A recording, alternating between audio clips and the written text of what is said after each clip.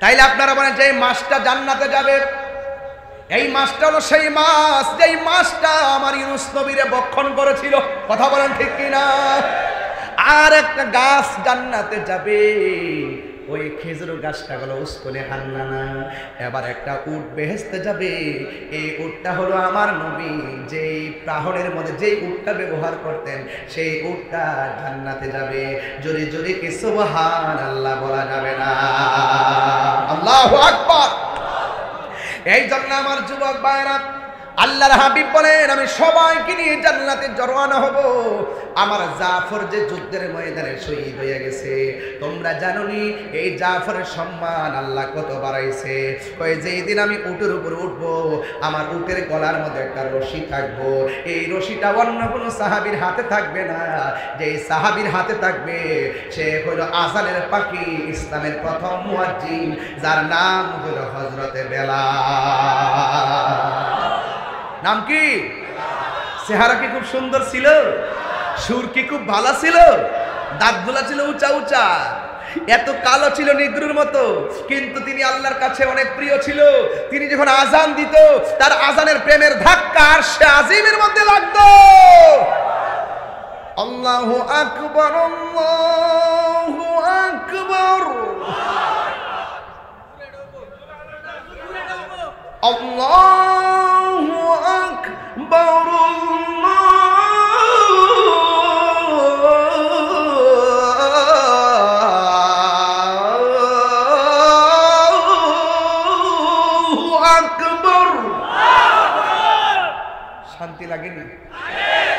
আশহাদু আল্লা ইলাহা ইল্লাল্লাহ,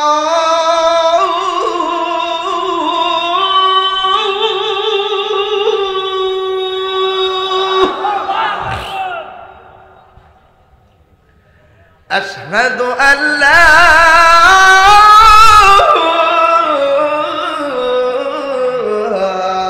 ইলাহা ইল্লাল্লাহ।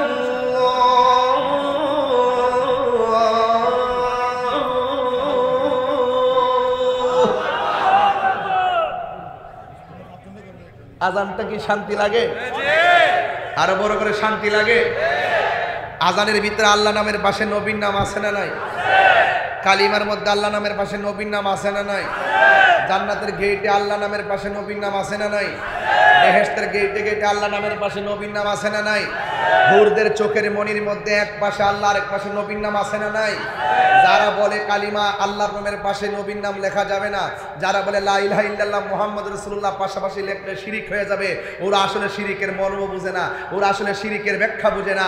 আমরা লা ইলাহা ইল্লাল্লাহ মুহাম্মাদুর রাসূলুল্লাহ আল্লাহ নামের পাশে নবীর নাম লিখে শিরিক করি না, বরং আমাদের মহব্বত আমরা নবীর উসিলায় আল্লাহর সঙ্গে পীড়িত করি। বুঝেন না? আল্লাহর হাবিব বলতেছেন হাসরের মাঠে আমি যাব উটের উপরে, উটের রশি থাকবে কার হাতে? কথা কয় না, কথা কয় না, কার হাতে? বেলালের হাতে। আর পিছে থাকবে বুরাকের উপরে সব নবীর উম্মত। ইন্তিমিন টাইমে সব নবীর উম্মত থাকবে আমার নবীর উম্মতের পিছনে। জোরে কন্যা সুবহানাল্লাহ। এরপর আমার নবী বলেন এই জাফরের মর্যাদা আল্লাহ এত বাড়াই দিছে, যখন সব মানুষ যখন হেঁটে হেঁটে জান্নাতে যায়, তখন আমার জাফর যে দুনিয়াতে দুই হাত কেটেছে, দুই হাতের মধ্যে আল্লাহ রাব্বুল আলামিন দুইটা পাখা লাগাই দিবে, দুইটা ডানা লাগাই দিবে। এই দুইটা ডানা যখন লাগাই দিবে, বেহেশতের সেই নুরানি পাখার ডানা দিয়া সে সবার মাথার উপর দিয়ে দিয়ে উড়াল দিয়ে দিয়ে জান্নাতে ঢুকে যাবে। তাহলে যারা আল্লাহর জন্য নবীর জন্য জীবন দেয়, এদের দাম কি কম না বেশি? আরো বড় করে কম না বেশি? অপন্দরে নাই নাই দুইজন সাহাবী নাই, লাস্টে একজন সাহাবী যার নাম হলো খালিদ ইবনে ওয়ালিদ। ওই খালিদ ইবনে ওয়ালিদ যখন তিনি তলোয়ারটা হাতের মধ্যে নিলেন, ইন দি মিন টাইমে তিনি যুদ্ধ শুরু করে দিলেন। এমন ভাবে যুদ্ধ শুরু করলেন, খালিদ ইবনে ওয়ালিদের একটা উপাধি আছে সাইফুন মিন সুয়ুফিল্লাহ, যাকে আল্লাহর তরবারি সমূহের মধ্যে একটা তরবারি বলা হয়। আল্লাহু আকবার কর না কেন? তাহলে নবীর মহব্বতে 30 সেকেন্ডে মাটিতে বসেন।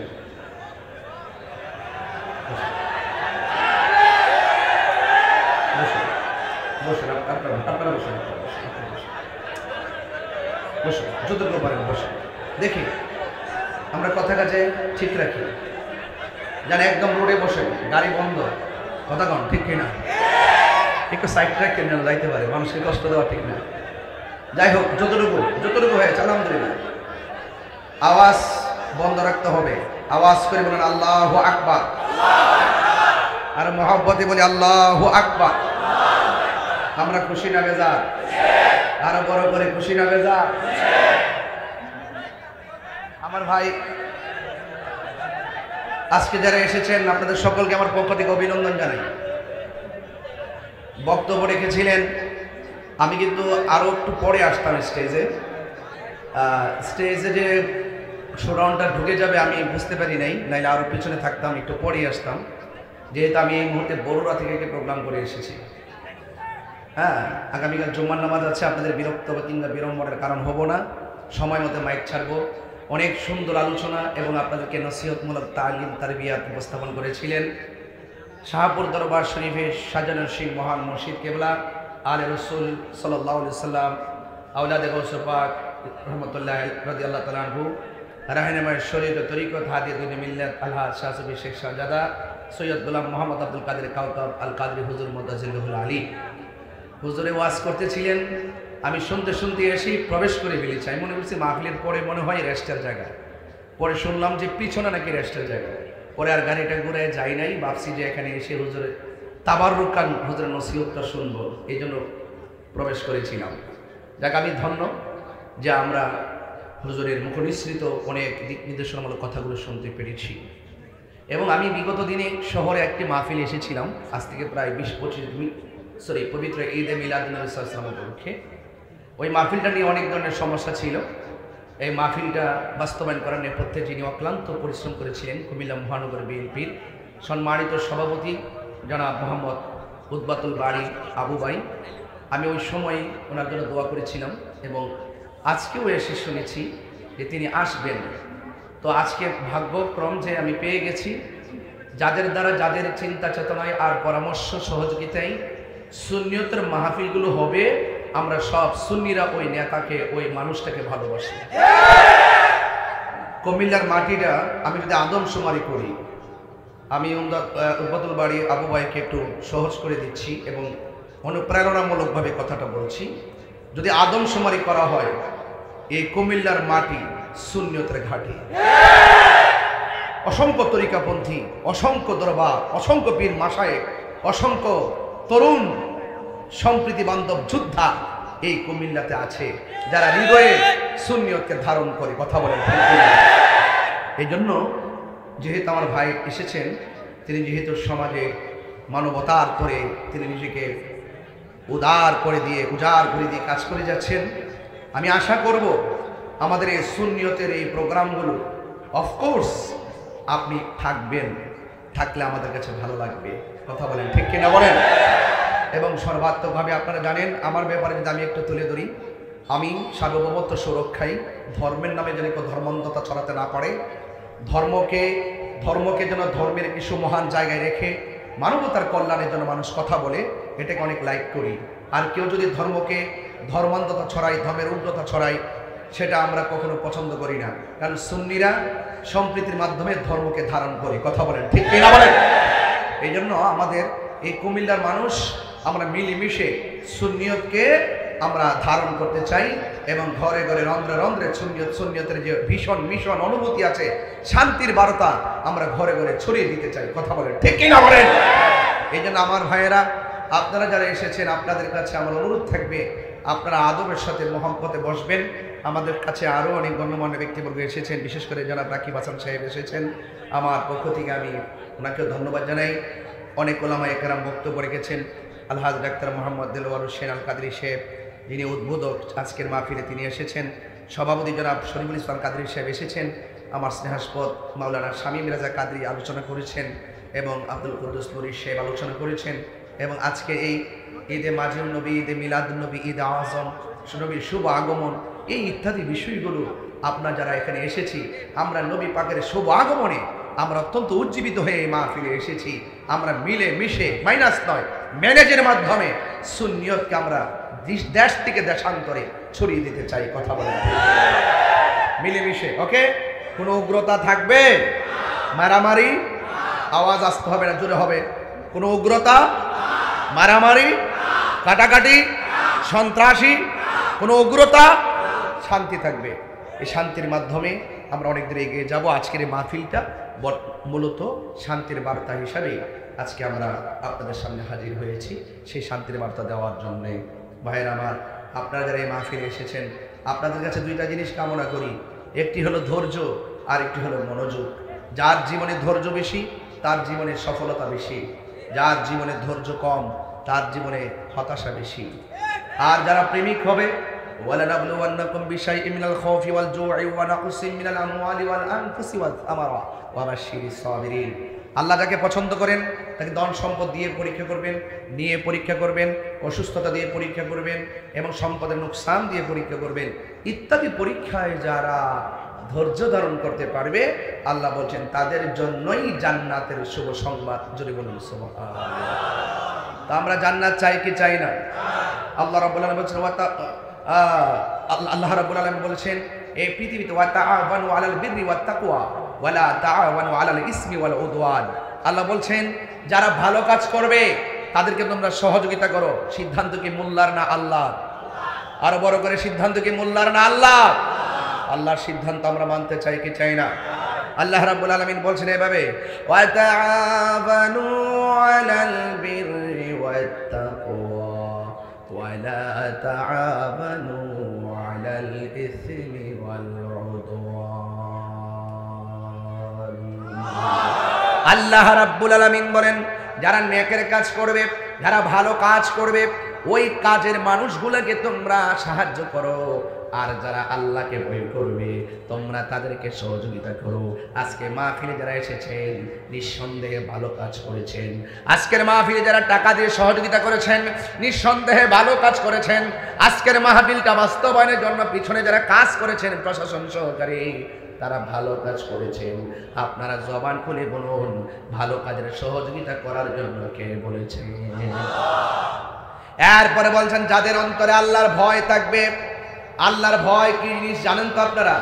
আল্লাহর ভয় মানে হলো যারা গুনাহ করার সময় চিন্তা করে কেউ দেখে না, দেখে কে। এইরকম আল্লাহকে ভয় করে যারা গুনার কাজ ছেড়ে দেয়, আল্লাহ রাব্বুল আলামিন বলেন ওয়ালিমান খাফা মাকামা রাব্বিহি জান্নাতান। আল্লাহ রাব্বুল আলামিন বলেন আমি আল্লাহকে ভয় কইরা যারা গুনার কাজ ছেড়ে দিবে, আমি আল্লাহ রাব্বুল আলামিন তাদেরকে একটা জান্নাত দিব না, তাদেরকে দুইটা জান্নাত দিয়ে দিব। আল্লাহু আকবার বলেন না। জান্নাত দেওয়ার মালিক কে? দুনিয়াতে অনেকে জান্নাতের টিকিট বেচে, এটা চলবো? এটা পাবলিকে খাইবো? এটা তাহিরিরা খাইবো? জাহিরিরা খাইবো? এগুলোকে সুন্নি জনতা খায়। জান্নাত দেওয়ার মালিক কে? ওয়া বাশশিরিল্লাযীনা আমানু ওয়া আমিলুস সালিহাতি আন্না লাহুম জান্নাতিন তাজরি মিন তাহতিহাল আনহার।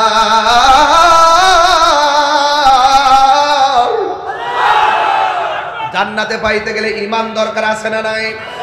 জান্নাত পাইতে গেলে নেক আমল দরকার আছে না নাই? এই জন্য আল্লাহ বলেন যারা আমি আল্লাহকে ভয় করবে আমি আল্লাহ তাদেরকে জান্নাত দিয়ে দেব। ইন্নালিল মুত্তাকিনা মাফাসান হাদাইকা ওয়া আ'নাবা ওয়া কাওয়াইবা আতরাবা। আল্লাহ রাব্বুল আলামিন বলেন যারা আমি আল্লাহকে ভয় করবে আমি আল্লাহ তাদেরকে একটা বাগান দিব না, হাদিকাতুলের বহু বছর হাদায়েক। আল্লাহ রাব্বুল আলামিন বলেন আমি আল্লাহ তাদেরকে দুইটা আঙ্গুর ফলের বাগান দিয়ে দিব। যেই জান্নাতটা দিব এই জান্নাতের মিষ্টিয়া নহরগুলো আছে না নাই?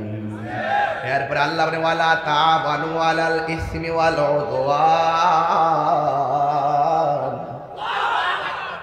ওয়ালা তাবানু আলাল ইসমি ওয়াল উদওয়ান।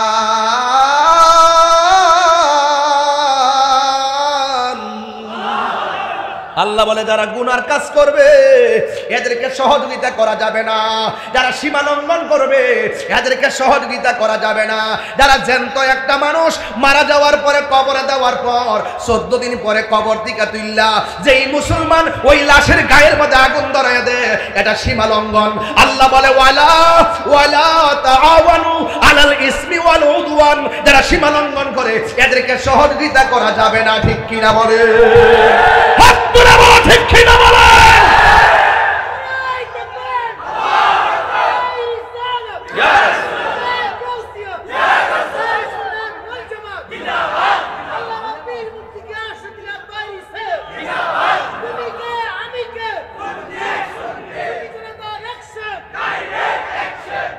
আওয়াজ করে বলেন আল্লাহু আকবার। দুনিয়াতে যদি ইফটিজিং করে শাস্তি আছে না নাই? 6 মাসের জেল। কথা বলেন ঠিক কিনা? দুনিয়াতে কেউ মাদক সেবক করলে শাস্তি আছে না নাই? দুনিয়াতে কেউ যদি খুন করে শাস্তি আছে না নাই? কিন্তু এই মানুষটা যখন মারা যায় তার ব্যাপারে দুনিয়ার কোন মানুষের অভিযোগ নাই। জবান খুলে কোন মারা যাওয়ার পরে বিচার করবে কে? আরো জোরে বলুন কে? এই জন্য যায় ভাইয়ের আমার, আল্লাহ বলছেন ওয়ালা তাআওয়ানু আলাল ইসমি ওয়াল উদওয়ান, যারা গুনার কাজ করবে, যারা মানুষের সঙ্গে সীমা লঙ্ঘন করবে এদেরকে সহযোগিতা করা যাবে না। কথা বলেন ঠিক কিনা? এই মানুষগুলো চিনাইতে হবে, বুঝাইতে হবে। এই মানুষগুলো আমাদের দেশের মধ্যে অনেক মানুষ আছে যারা স্বার্থের জন্য ইসলামটারে ব্যবহার করে। এটা কি রাজনীতি আলাপ?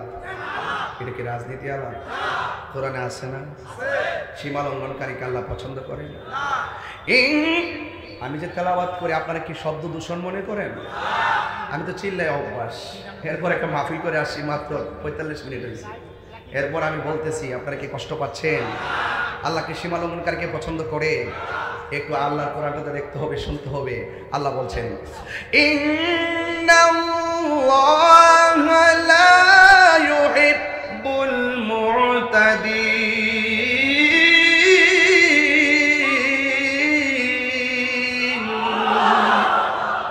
আল্লাহ রাব্বুল আলামিন সীমা লঙ্ঘনকারীকে পছন্দ করে। এই জন্য সীমা লঙ্ঘন করা যাবে, গুনার কাজ করা যাবে। এই জন্য গুনার কাজ যদি করেন হিসাব আছে না নাই? আরো বড় করে হিসাব আছে না নাই? এই জন্য আপনাদের সবাইকে সোচ্চার থাকতে হবে। রাতের বেলা ঘুমাইবেন ঈমান নিয়া, এমন একটা সময় আসবে ঘুম থেকে উঠবে বেঈমান হইয়া। সকালবেলা বের হইলেন ইমানদার হইয়া, সন্ধ্যাবেলা বাড়ির মধ্যে ঢুকবেন বেঈমান হইয়া। ঈমান কোন দিকে চলে যাবে টেরও পাবেন না। আমার দেশের ভিতরে টেহার বান্ডেল ফাইলে দুয়ার বাসা ফাল্লাই জায়গা আছে। তাহিরির কি টেহা দেয় কিনতে পারবো কেউ? ডলার দিলে কি কালার ফাল্টাইলাম? তাহিরিরা কি কখনো হক কথা গোপন করে? এই হক কথা গোপন করে? তাহলে আওয়াজ করে বলুন সেজদা দিব কাকে? আরে বড় করে কাকে? আল্লাহকে। আল্লাহ ছাড়া কাহার কাছে মাথা নত করা যাবে না। সেজদা পাওয়ার মালিক কে? মাজার কি সেজদার জায়গা না জিয়ারতের জায়গা? আরো বড় করে বলুন জিয়ারত করা কি হারাম না সুন্নাত? তাহলে জিয়ারতকে পূজার সঙ্গে তুলনা করলেন কেন? কেন তুলনা করলেন? এগুলো সীমা লঙ্ঘন কথা, এগুলো গুনার কথা। কখনো নবীর সুন্নাত হারাম হতে পারে না। কথা বলেন ঠিক কিনা বলেন? এই সমস্ত কথাগুলো বলে বলে প্রশাসনকে ভার করে, রাষ্ট্রযন্ত্রকে ভার করে যে এই গ্রুপটা, এই সুফিবাদী মানুষগুলো, তরিকাপন্থী মানুষগুলো, মাজার পূজারী, এই টেক দিয়ে দিয়ে আমাদেরকে রাষ্ট্রের গুরুত্বপূর্ণ জায়গা থেকে দূরে সরায় রাখা হয়েছে। আমি পরিষ্কার ভাষা বলতে চাই, রাষ্ট্রযন্ত্রের গুরুত্বপূর্ণ ধর্মীয় সিদ্ধান্ত নিতে গেলে 75% সুফিবাদী সুন্নি জনতা ছাড়া এই দেশে কোনো সিদ্ধান্ত হতে পারে না।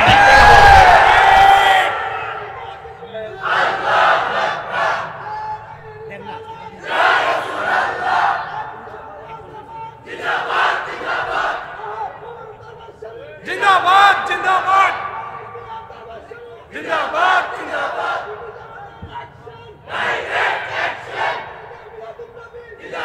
जिंदाबाद पवित्र ईदे मजीद नबी जिंदाबाद जिंदाबाद पवित्र ईदे मिलादुन नबी जिंदाबाद जिंदाबाद আল্লাহু আকবার বলেন।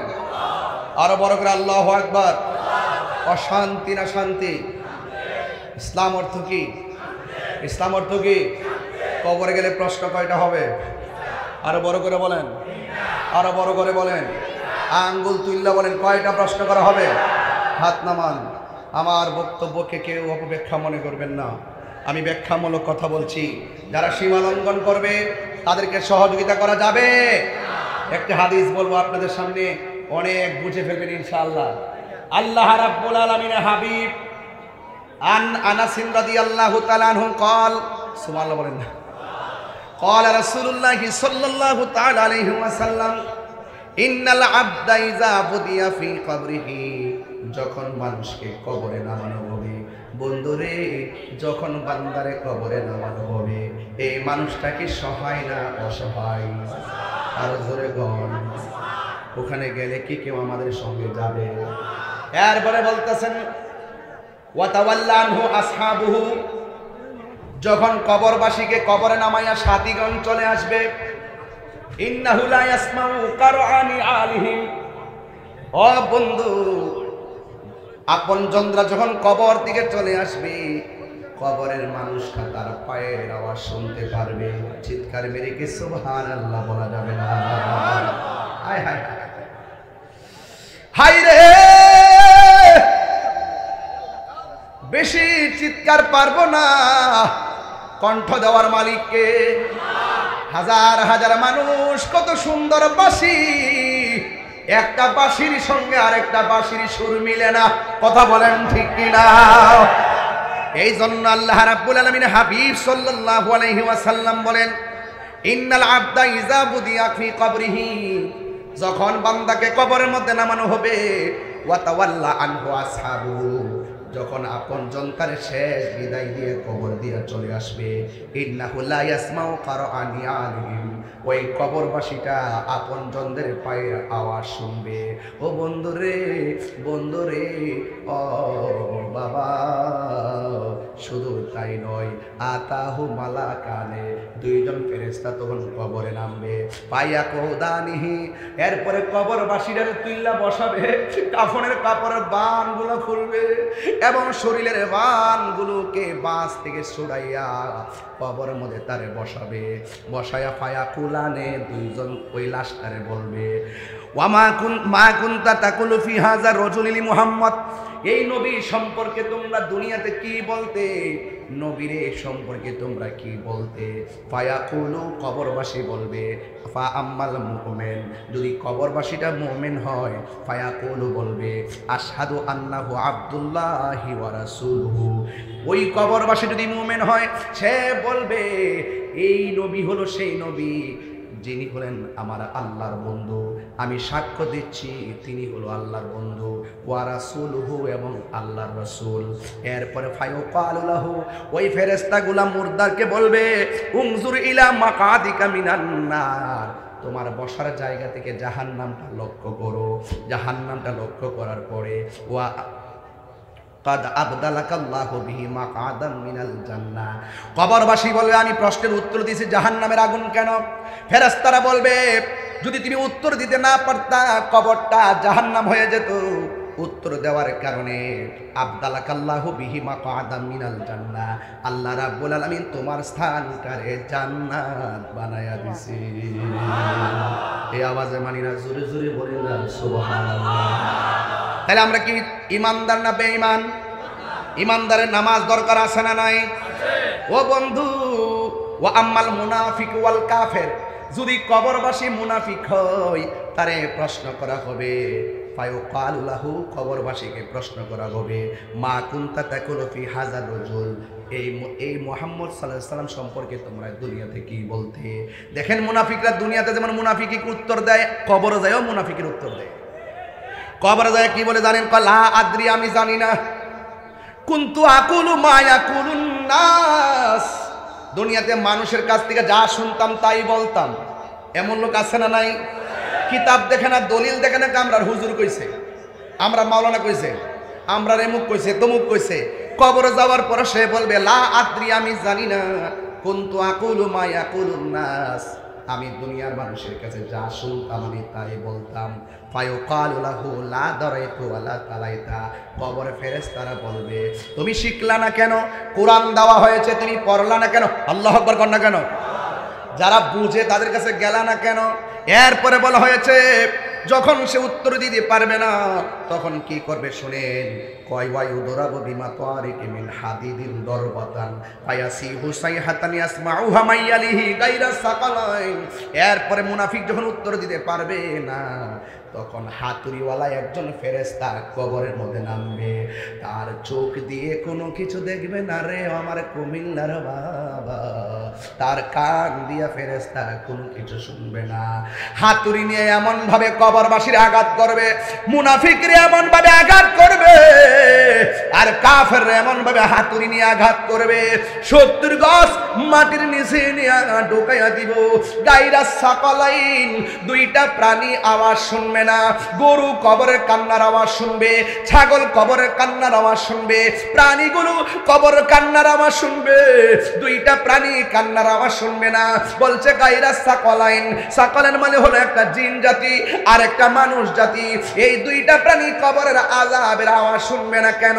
ওয়া মা খালাকতুল জিন্না ওয়াল ইনসা ইল্লা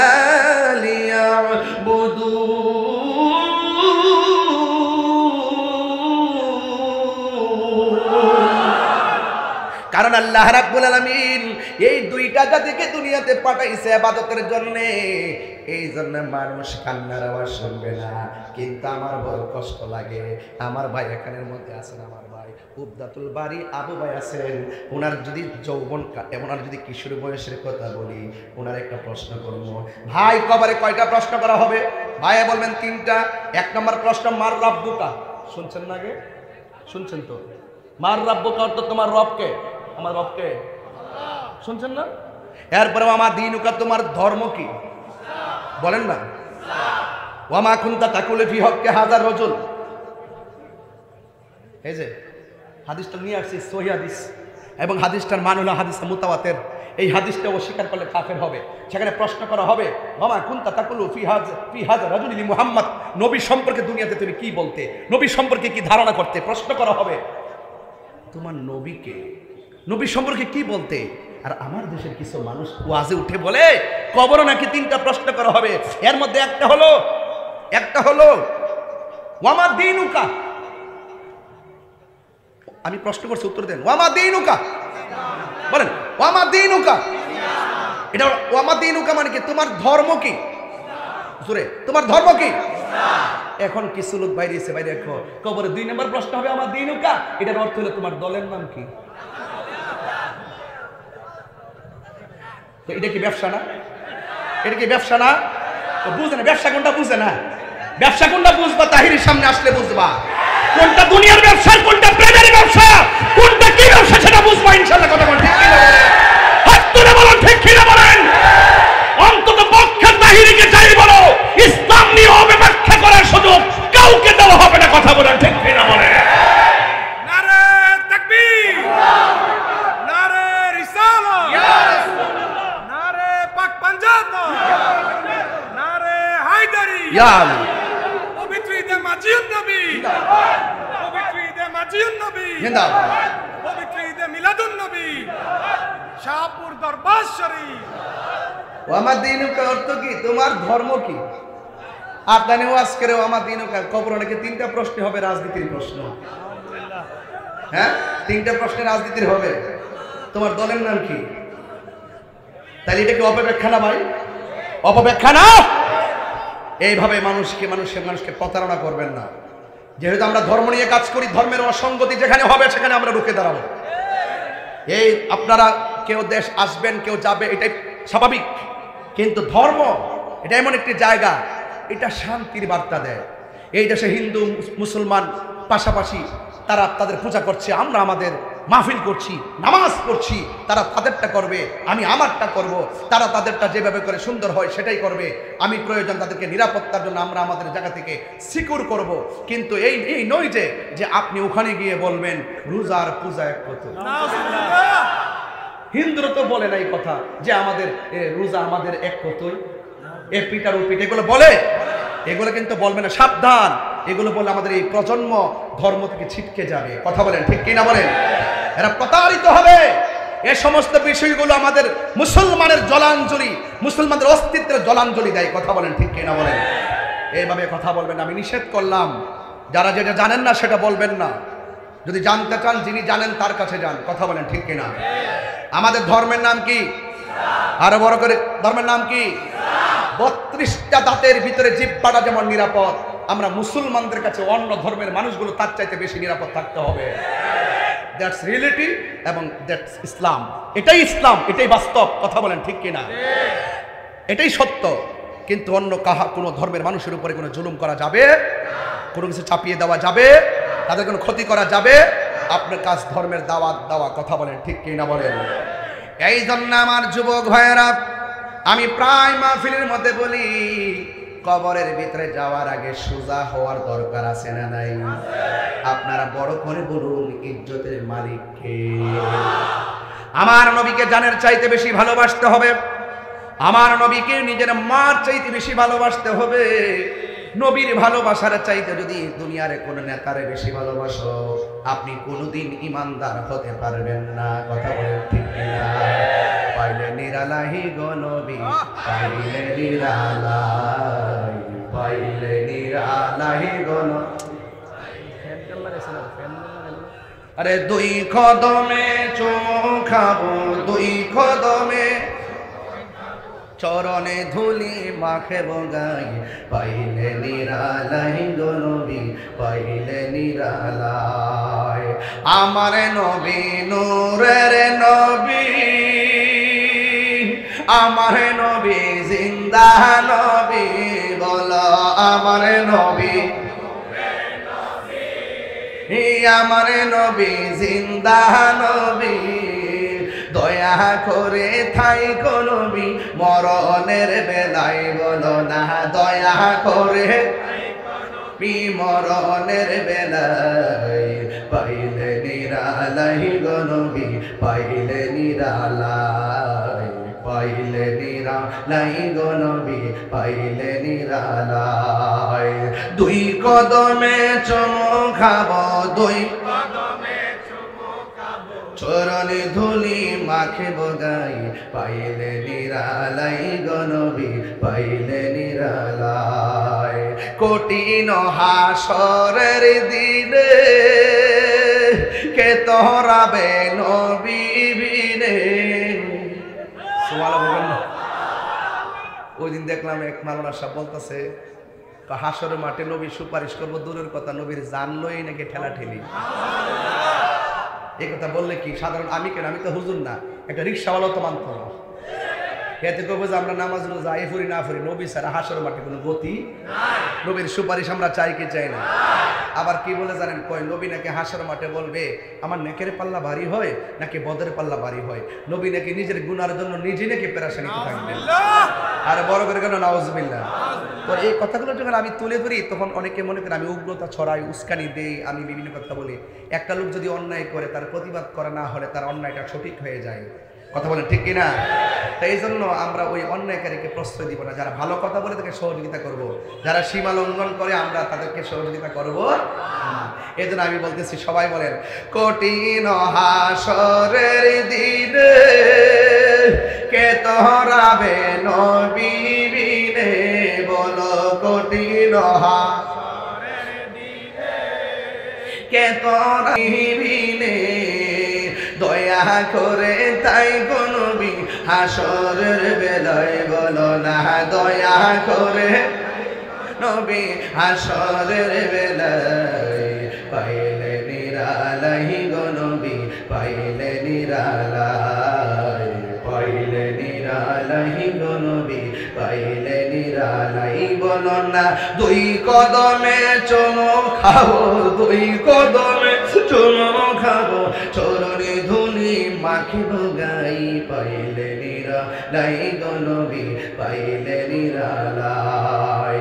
একদিন স্বপ্নে দেখলে যাবে সব গোনা জড়িয়া পড়ে, একদিন স্বপ্নে দেখলে হে সব গুনাহ ঝরিয়া পড়ে, দয়া করে তাই গো নবী নিদানের বেলায় বলো না, দয়া করে নবী নিদানের বেলায় পাইলে নিরালাই গো নবী, পাইলে নিরালাই, পাইলে নিরালাই গো নবী, পাইলে নিরালাই। সুরে সুরে কি আল্লাহু আকবার বলা যাবে না?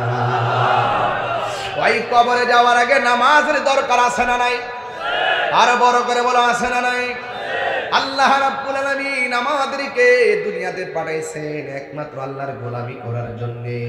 আর আমার নবীকে জানের চাইতে বেশি ভালোবাসতে হবে। নবীরে ভালোবাসার সিস্টেম যদি বুঝতে চান, সাহাবারা নবীকে কেমনে ভালোবাসছে ওই দেশে যাওয়া লাগবে। ওই দেশের নাম কাম দেশ না, ওই দেশের নাম কইল প্রেম দেশ। ঠিক কিনা বলেন? সাহাবীরা নবীরে কেমন ভাবে ভালোবাসছে? জীবনের চাইতে বেশি না কম? আরো বড় করে বেশি না কম? বেশি ভালোবাসছে। কেমন? আমার নবী বলে সাহাবী হকের জন্য যুদ্ধের ময়দানে যাওয়া লাগবে। এবার আমার নবী সাহাবীর হাতের মধ্যে তলোয়ার দিয়ে দিলেন, কই তুমি যুদ্ধের ময়দানে যাইবা, তুমি যদি শহীদ হয়ে যাও তোমার পরে সে পতাকাটা হাতে নিবে, তুমি যদি শহীদ হয়ে যাও সে পতাকাটা হাতের মধ্যে নিবে। তিনজনকে সেনাপতি বানাইয়া আল্লাহর হাবিব একটা যুদ্ধের ময়দানে ছেড়ে দিয়েছেন। তারা কি যুদ্ধের ময়দান থেকে পলায়ন করেছে? আমার দেশের মধ্যে সকালবেলা জিহাদের কথা কই, রাতের বেলা ডলার খায়, আছে না নাই? টেহা দিলে বাজান। আমি যে কি দেখতেছি বাজান, আমি বিতর্কতভাবে যে কত কিছু জানি বাজান, কেমনে কেমনে কেমনে কেমনে কারা কেমনে কেমনে সিস্টেম করে আলগা উলগা হইতেছে এবং কত ধরনের তাইল বেতাল যে করতেছে। মানে মাওলানারা ধর্ম যারা গবেষণা করে তারা যে এত প্রকার বিতর্কতভাবে যে এত মুনাফিক হইতে পারে আমি ভাবছিলাম না। আমার কয় হুজুর এখন আপাতত একটু সিস্টেমে ওয়াজ করেন, দেশের পরিস্থিতি ভালো না। আমি বুঝছি, আমি এটা বুঝছি।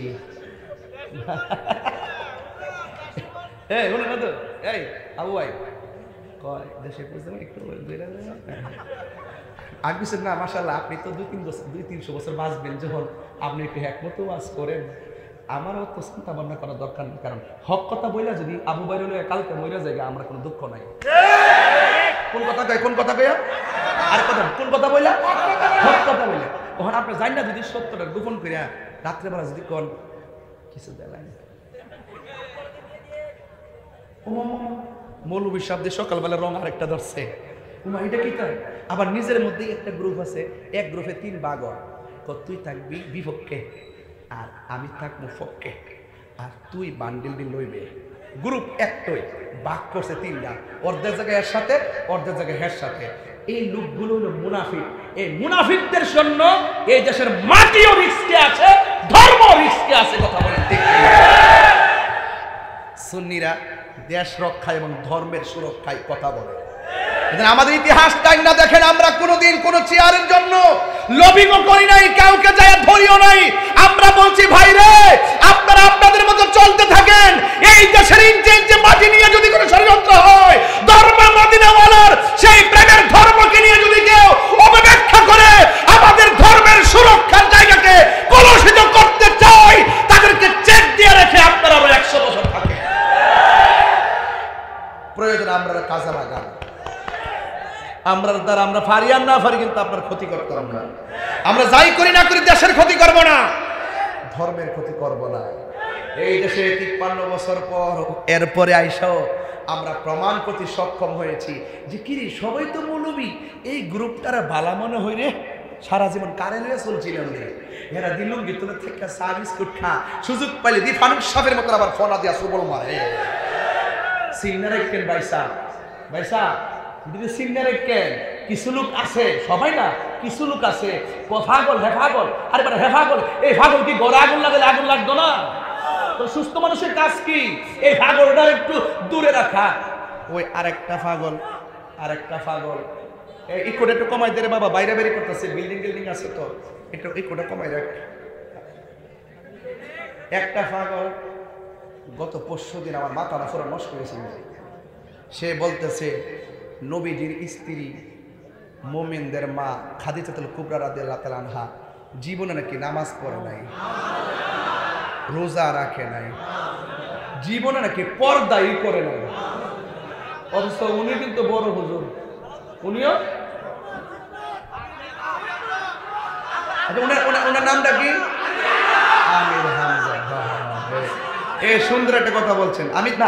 আমি তাদের হাই কমান্ডও বলে দিছি যে এগুলো একটু সামলান বাবা রে, এগুলো কি করেন একটু সামলান। নবীর আপনি যদি সরাসরি কোরআন সুন্নাহর বাহিরে কথা বলেন, আমরা কি ছেড়ে দিব? আমরা তো এই দেশ নিয়ে আছি, আমরা অন্য দেশ নিয়ে নাই। আপনি আপনার মতো চলেন, কিন্তু আপনি যখন কোনো অপব্যাখ্যা করবেন আমরা আপনাকে ধরব। এই যে দেখেন একটা হাদিস আমি কালকা বাইর করছি, আউয়ালু মান সাল্লামা আন নবী সাল্লাল্লাহু আলাইহি সাল্লাম খাদিজাতুল কুবরা রাদিয়াল্লাহু তাআলা আনহা, সুম্মা আলী ইবনে আবি তালিব রাদিয়াল্লাহু তাআলা আনহু, সুম্মা জাফর রাদিয়াল্লাহু তাআলা আনহু। হযরতে যায়েদ ইবনে হারেসা বলতেছেন, আউয়ালু মান সাল্লামা আন নবী সাল্লাল্লাহু আলাইহি সাল্লাম, নবীজির সাথে পৃথিবীতে সর্বপ্রথম যে মহিলাটা নামাজ পড়ছে ওই মহিলাটা হলো মা খাদিজা। এরপরে কেডা? ও আলী ইবনে আবি তালিব রাদিয়াল্লাহু তাআলা আনহু। সুবহানাল্লাহ বলবেন না? এরপরে কেডা? ওয়া জাফর রাদিয়াল্লাহু তাআলা আনহু। এত বড় শহীদ দলিল থাকার পরও যেই ব্যক্তি মাহফিলে এসে বলে খাদিজা, এত গবেষণা কইরা নাকি তিনি দেখছেন মা খাদিজাতুল কুবরা নামাজ পড়ে নাই, জীবনও এক ওয়াক্ত, রোজাও একটা রাখে নাই, এমনকি পর্দাও নাকি করে নাই, অথচ মা খাদিজা হলো সেই খাদিজা ইসলামের ক্রান্তিকালে ইসলামের জন্য তার সকল সম্পত্তি ব্যয় করে দিয়েছেন, যিনি আমার নবী পাকের স্ত্রী ছিলেন, যিনি মুমিনের মা, যিনি মা ফাতেমার মা, যিনি হাসান হুসাইনের নানি। এরপর দেখেন রাহমাতুল লিল আলামিনের সহধর্মিণী আমাদের মা, যেই খাদিজাতুল কুবরাকে স্বয়ং আল্লাহ নিজে সালাম দিছে। নারে তাকবীর, আল্লাহু আকবার, ইয়া রাসূলুল্লাহ, ইয়া রাসূলুল্লাহ, সুন্নাত ওয়াল জামাত জিন্দাবাদ, ঈদে মাজিদ নবী জিন্দাবাদ, ঈদে মিলাদুন নবী জিন্দাবাদ, শাহপুর দরবার শরীফ জিন্দাবাদ, আলা পীর সাহেব কেবলা জিন্দাবাদ, পীর মুফতি জিয়াউদ্দিন তাহিরি সাহেব জিন্দাবাদ। আমি মনে হয় একটু চিল্লাচিল্লি বেশি করতেছে আজকে। আমি কিন্তু খুতবা পড়ি নাই রাত্র বেশি হওয়ার কারণে, আর কিছুক্ষণের মধ্যে আর শেষ করে দেব। কারণ আমি যেই সময় যেভাবে রাত্র বেশি হয়েছে, যাই বলেন কালকে শুক্রবার, আমার অনেক কাজও আছে। মারহাবা জোরে বলেন। তাহলে আওয়াজ কি? আর 2 ঘন্টা। হ্যাঁ, তুমি তো ওয়াজ করো না, যে ওয়াজ করে হ্যাঁ না বুঝে আওয়াজ করে বলেন আল্লাহু আকবার। মা খাদিজাতুল কুবরা কি পর্দা করেন নাই? নামাজ পড়েন নাই? তো যে ব্যক্তি বলে আমি এত পড়াশোনা করছি কোথাও পাই নাই, তো হেরা কি পড়াশোনা করছে জানেননি? হেরা হুজুরের কথা আমল করছে। আর আমরা সরাসরি নবী পাকের নুরানি জবান মুবারকের কথা হাদিসে পাই আমল করি। কথা বলেন ঠিক কিনা বলেন? তো এই জন্য আমি গতকাল বলছি তাকে জাদুঘরে রাখার জন্য। জাদুঘরে রাখলে কি হবে? মানুষে বুঝবে যে আন্তর্জাতিক একটা মিথ্যাবাদী এই দুনিয়াতে ছিল, এই হলো আমির হামজা। কথা বলেন ঠিক কিনা বলেন? এবং শুধু তাই না, সে কয়েকদিন আগে, 1 সপ্তাহ আগে বলছে, আবু ভাই আমরা তো নবীজি তো ভাই কারো জন্য দুই না, নবীজি তো আমাদের সব, এখানে যদি কেউ অন্যায় করে এটা বলতে হবে, কেউ মাইন্ড করেন না প্লিজ। সে গত সপ্তাহ বললো নবীজি নাকি সাংবাদিক ছিল। এটা কি কথা? এটা কি কথা? এরপর আমি যখন দর্শি ভালো করে হুজুর, 3 দিন পরে কয় আমি একটা বক্তব্য দিতে চাইয়া স্লিপার টাং হয়ে গেছে, আমার ভুল হয়ে গেছে, তাহাজ্জুদ নামাজের টাইমে আমি নবীকে সাংবাদিক বলার কারণে আমি তাহাজ্জুদ নামাজ পড়ে আল্লাহর কাছে ক্ষমা চাইছি। তুমি অত বড় মুফাসসির, তুমি এমন কথা বলো কেন? কথা বলেন ঠিক কিনা বলেন? এগুলা বললে সমাজ কি বিতর্কিত হবে না? সমাজের ঈমান কি নুকসানে পড়বে না? এই জন্য আমাদের সকলকে সাবধানতার সাথে অবলম্বন করতে হবে। এই কথাগুলো বলতাম না যদি প্রসঙ্গ না হইতো। কথা বলেন ঠিক কিনা বলেন? নবী ডাক দিয়া কয়, জাফর, ওই যে জাফর, ও জাফর তুমি একটা কাম করো। আব্দুল্লাহ ইবনে রাওয়াহাকে বলছেন তুমি তলোয়ারটা হাতে নাও, সুন্নাত নয় শুধু দাওয়াতের মেহমান, সুন্নাত নয় শুধু খাওয়া শেষে মধুপান, আরো কিছু সুন্নাত আছে তুমি জানো কি? জানলেও জীবনে কখনো তা মানো কি? জানলেও জীবনে কখনো তা মানো কি? ও বন্ধুরে আর ডানে বামে জুড়ে আওয়াজ না করে নীরবে বুঝাইয়া দেয়া যায়। আল্লাহর হাবিব বলেন, ও আব্দুল্লাহ ইবনে রাওয়াহা, তোমার হাতের মধ্যে তলোয়ারটা লও, যুদ্ধের ময়দানে ধরিবা। তোমার পরে তলোয়ারটা জাফর ইবনে আবি তালিবের হাতে দিবে, এরপরে খালিদ ইবনে ওয়ালিদের হাতে যাবে। আল্লাহর হাবিব গায়েবের খবর দেনওয়ালা, যেমনে সিরিয়ালটা এঁকে দিয়েছেন এমন ভাবে শহীদের সিরিয়াল শুরু হয়ে গেছে। হযরত আব্দুল্লাহ ইবনে রাওয়াহা তলোয়ার নিয়ে যখন যুদ্ধের ময়দানে গেছে, ওই মুহূর্তে এমন ভাবে যুদ্ধ শুরু করলে, আপনারা আওয়াজ করে বলেন, আব্দুল্লাহ ইবনে রাওয়াহার গায়ের মধ্যে গায়ের জোর না বেলায়েতের জোর। এবার তিনি যুদ্ধ শুরু করলেন। আপনারা আওয়াজ করে বলুন, যার কেউ নাই তার কে আছি। এবার আব্দুল্লাহ ইবনে রাওয়াহা যুদ্ধ শুরু করলো। আমার নবী যেইভাবে সিরিয়ালটা দিয়ে দিয়েছেন, এমন ভাবে আমার নবীর সিরিয়াল মোতাবেক হযরতে আব্দুল্লাহ ইবনে রাওয়াহা যুদ্ধের ময়দানে শহীদ হয়ে গেছে। দিলটা নরম করে দেন, যুদ্ধের ময়দানে যখন শহীদ হয়ে গেল, এরপরে জাফর ইবনে আবি তালিবের হাতের মধ্যে তলোয়ারটা নিয়ে নিলেন, একজন শহীদ হয়ে গেল।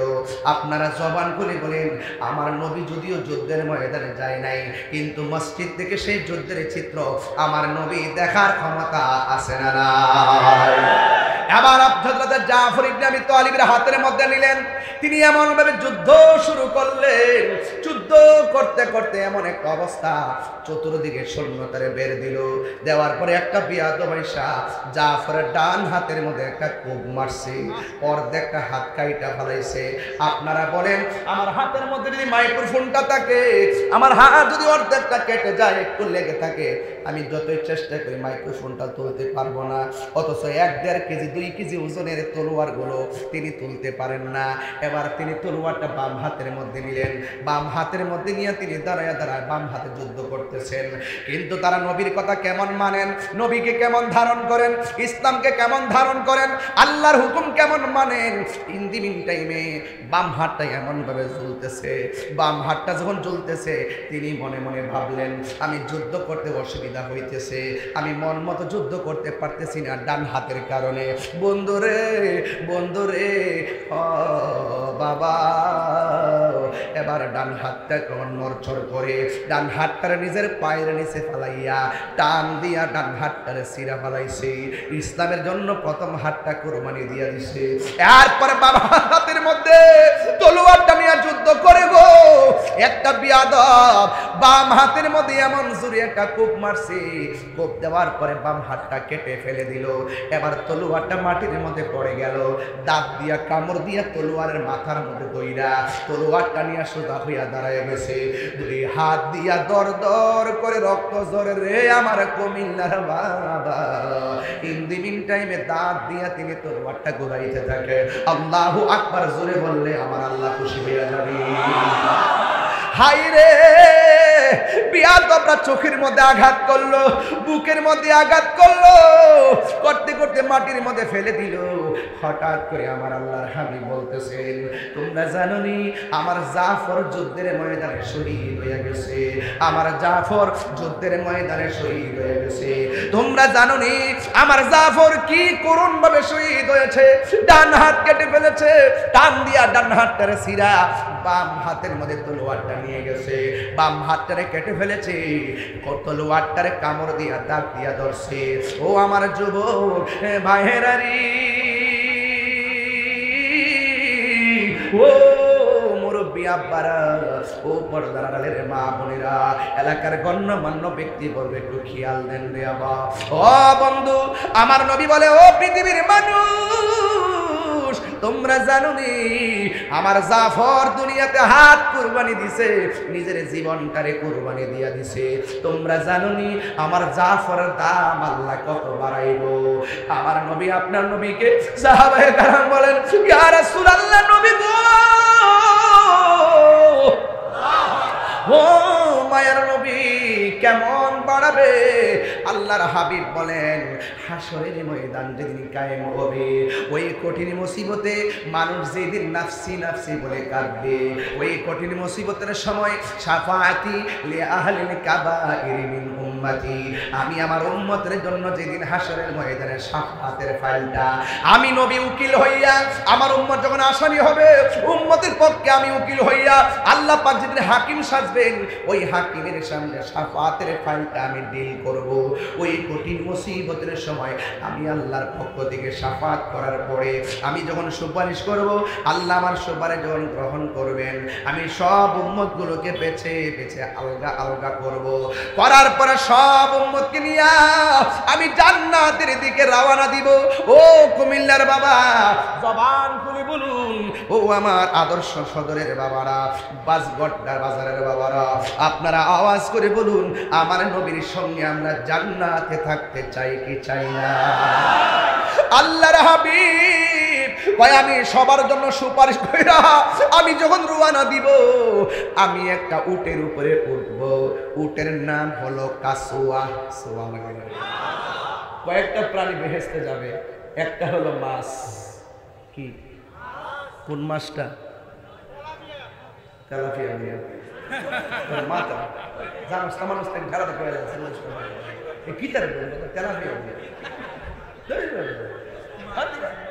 তেলাপিয়া বলে কি অবস্থা দোস্ত, সামনে বসে মারা পাগল আছে। ভক্ত ভক্ত অনেক ভক্ত, ভক্তরা খুব শক্ত, এই জন্য শাসন করি, প্রয়োজনে সে আবার ইসলামের জন্য রক্ত দিতে রাজি আছে। তেলাপিয়া পুরো ওয়াশটা দিছে একবারে বাংলাদেশে ঢুকাইয়া। প্রাণ দয়ালে রে গৃহস্থেরা দলে দলে হাঁস মুরগি কতই পালে, সন্ধ্যা হলে ডাক দিয়া লয় ঘরে, যার যত পালিত ছিল সকলরে তো ঘরে নিল, আমি একা রইলাম অন্ধকারে। প্রাণ দয়ালে সন্ধ্যা হইল ডাকি দিলে না মরে। আর হে নিচে তেলাপিয়া লাগে। হ্যাঁ বুঝছে না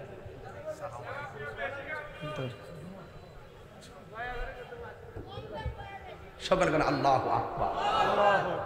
তাইলে আপনারা বলেন যে মাছটা জান্নাতে যাবে, এই মাছটা হলো সেই মাছ যেই মাছটা আমার ইউনূস নবীরে বক্ষণ করেছিল।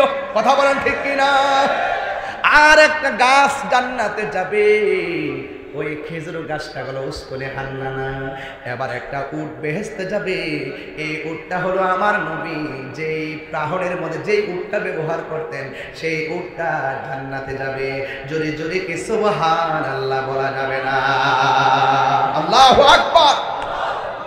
এই জন্য আমার যুবক ভাইরা, আল্লাহর হাবিব বলেন আমি সবাইকে নিয়ে জান্নাতে রওনা হব। আমার জাফর যে যুদ্ধের ময়দানে শহীদ হয়ে গেছে, তোমরা জানোনি এই জাফরের সম্মান আল্লাহ কত বাড়াইছে। কই যেই দিন আমি উটের উপর উঠব, আমার উটের গলার মধ্যে একটা রশি থাকবো, এই রশিটা অন্য কোনো সাহাবীর হাতে থাকবে না। যেই সাহাবীর হাতে থাকবে সে হলো আযানের পাখি, ইসলামের প্রথম মুয়াজ্জিন, যার নাম হলো হযরতে বেলাল। নাম কি? চেহারা কি খুব সুন্দর ছিল? সুর কি খুব ভালো ছিল? দাঁতগুলা ছিল উঁচা উঁচা, এত কালো ছিল নিগ্রুর মতো, কিন্তু তিনি আল্লাহর কাছে অনেক প্রিয় ছিল। তিনি যখন আজান দিত, তার আজানের প্রেমের ধাক্কা আরশে আজিমের মধ্যে লাগতো। আল্লাহু আকবার, আল্লাহু আকবার, আল্লাহু আকবার, আল্লাহু আকবার।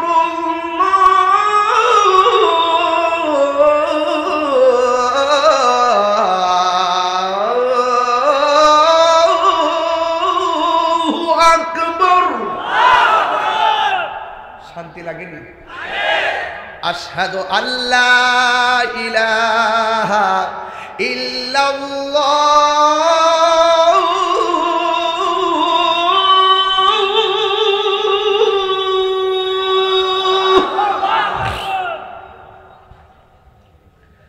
أشهد أن لا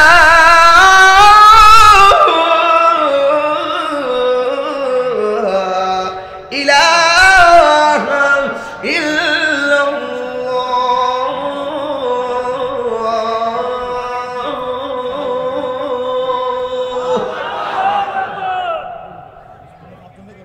আজানটা কি শান্তি লাগে? আরো বড় করে শান্তি লাগে? আজানের ভিতরে আল্লাহ নামের পাশে নবীর নাম আছে না নাই? কালিমার মধ্যে আল্লাহ নামের পাশে নবীর নাম আছে না নাই? জান্নাতের গেটে আল্লাহ নামের পাশে নবীর নাম আছে না নাই? বেহেশতের গেটে গেটে আল্লাহ নামের পাশে নবীর নাম আছে না নাই? হুরদের চোখের মনির মধ্যে এক পাশে আল্লাহ আরেক পাশে নবীর নাম আছে না নাই? যারা বলে কালিমা আল্লাহর নামের পাশে নবীর নাম লেখা যাবে না, যারা বলে লা ইলাহা ইল্লাল্লাহ মুহাম্মাদুর রাসূলুল্লাহ পাশাপাশি লেখলে শিরিক হয়ে যাবে, ওরা আসলে শিরিকের মর্ম বুঝে না, ওরা আসলে শিরিকের ব্যাখ্যা বুঝে না। আমরা লা ইলাহা ইল্লাল্লাহ মুহাম্মাদুর রাসূলুল্লাহ আল্লাহ নামের পাশে নবীর নাম লিখে শিরিক করি না, বরং আমাদের মহব্বত আমরা নবীর উসিলায় আল্লাহর সঙ্গে পীড়িত করি। বুঝেন না? আল্লাহর হাবিব বলতেছেন হাসরের মাঠে আমি যাব উটের উপরে, উটের রশি থাকবে কার হাতে? কথা কয় না, কার হাতে? বেলালের হাতে। আর পিছে থাকবে বুরাকের উপরে সব নবীর উম্মত। ইন্তিমিন টাইমে সব নবীর উম্মত থাকবে আমার নবীর উম্মতের পিছনে। জোরে কন্যা সুবহানাল্লাহ। এরপর আমার নবী বলেন এই জাফরের মর্যাদা আল্লাহ এত বাড়াই দিছে, যখন সব মানুষ যখন হেঁটে হেঁটে জান্নাতে যায়, তখন আমার জাফর যে দুনিয়াতে 2 হাত কেটেছে, 2 হাতের মধ্যে আল্লাহ রাব্বুল আলামিন 2টা পাখা লাগাই দিবে, 2টা ডানা লাগাই দিবে। এই 2টা ডানা যখন লাগাই দিবে, বেহেশতের সেই নুরানি পাখার ডানা দিয়া সে সবার মাথার উপর দিয়ে দিয়ে উড়াল দিয়ে দিয়ে জান্নাতে ঢুকে যাবে। তাহলে যারা আল্লাহর জন্য নবীর জন্য জীবন দেয়, এদের দাম কি কম না বেশি? আরো বড় করে কম না বেশি?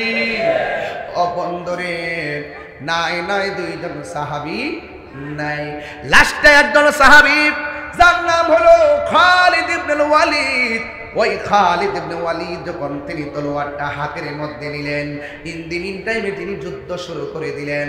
এমন ভাবে যুদ্ধ শুরু করলেন, খালিদ ইবনে ওয়ালিদের একটা উপাধি আছে সাইফুন মিন সুয়ুফিল্লাহ, যাকে আল্লাহর তরবারি সমূহের মধ্যে একটা তরবারি বলা হয়। আল্লাহু আকবার কোন না কেন?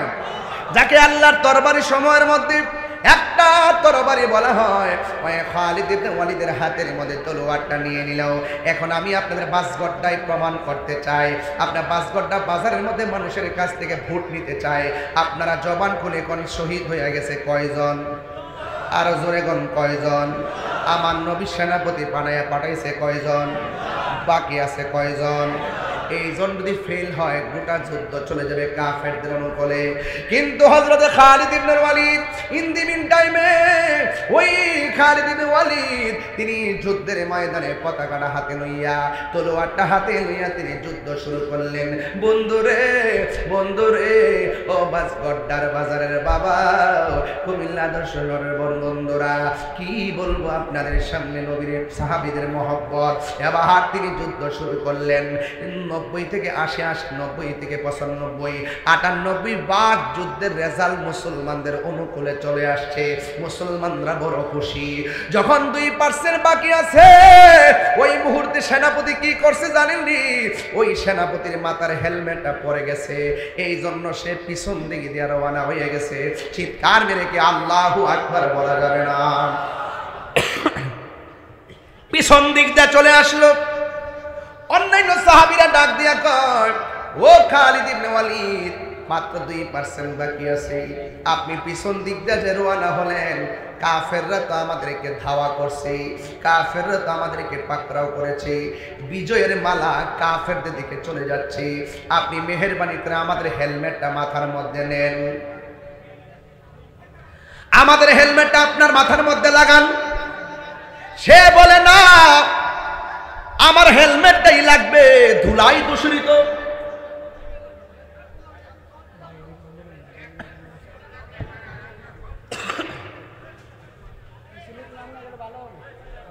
ধুলাই দূষিত, ঘোড়ার পায়ের ধুলাই দূষিত হওয়ার কারণে হেলমেটটা খুঁজে পাওয়া যাচ্ছে না। মাঠটা পুরো অন্ধকারের মতো হয়ে গেছে। বন্ধুরা রে আমার, এবার খালিদ ইবনে ওয়ালিদ পিছনে হটতে শুরু করলেন। এবার কাফেররা মুসলমানদেরকে উল্টা ধাও দেওয়া শুরু করলো। ওই মুহূর্তে খালিদ ইবনে ওয়ালিদ হঠাৎ করে তোনার যেই হেলমেটটা তিনি হেলমেটটা পেয়ে তিনি মাথার মধ্যে লাগাইয়া তিনি যুদ্ধ শুরু করে দিলেন। তার সামনে কেউ আসতে পারে না রে বাবা। এই মুহূর্তে যুদ্ধ করতে করতে করতে করতে আমার আল্লাহ রাব্বুল আলামিন দিন খালিদ ইবনে ওয়ালিদের নেতৃত্বে ওই যুদ্ধের বিজয়ের পতাকা দান করে দিয়েছেন। চিৎকার মেরে কি সুবহানাল্লাহ বলা যাবে না? এবার যুদ্ধ যখন জয় হয়ে গেল, মানুষ বলা বলি শুরু করলো, ও খালিদ ইবনে ওয়ালিদ, আপনি যে যুদ্ধের ময়দানে এত বীরত্বের সাথে যুদ্ধ করে আমাদেরকে সাহস দিয়েছিলেন, বিদায় বেলা তো আপনি আমাদের কলিজার পানি শুকাইয়া ফেলাইছেন। আপনার কারণে তো আমরা বড় চিন্তায় পড়ে গিয়েছিলাম।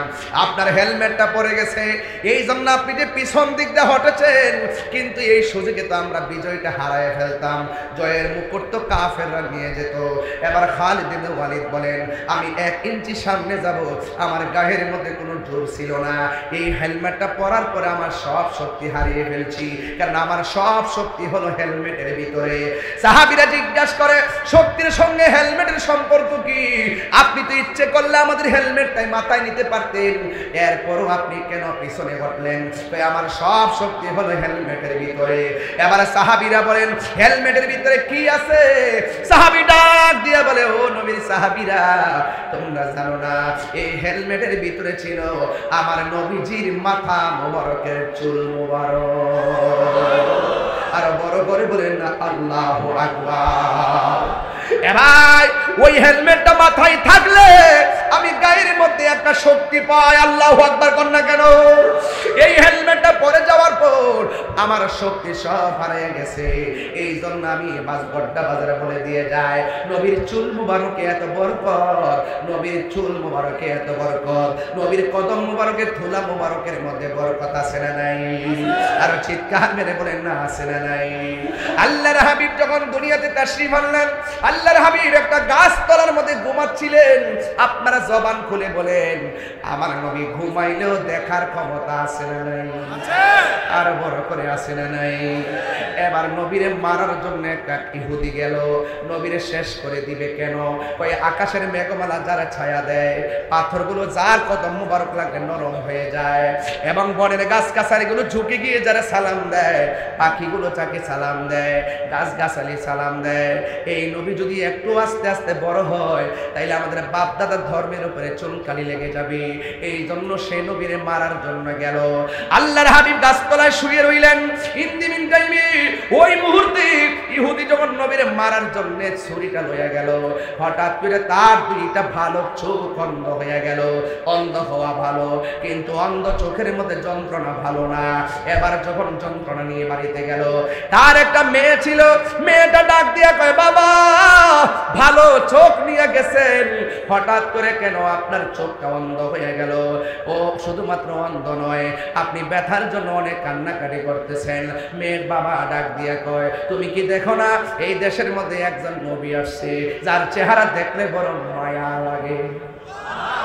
তুমি কি দেখো না যেই নবী রাস্তা দিয়ে হাঁটলে আকাশের মেঘমালা ছায়া দেয়, যিনি পাথরের মধ্যে কদম রাখলে তুলার মতো নরম হয়ে যায়, ইনি যদি দিনে দিনে বেঁচে থাকে, তাইলে কি আমাদের বাপ দাদার ধর্ম থাকে নাকি?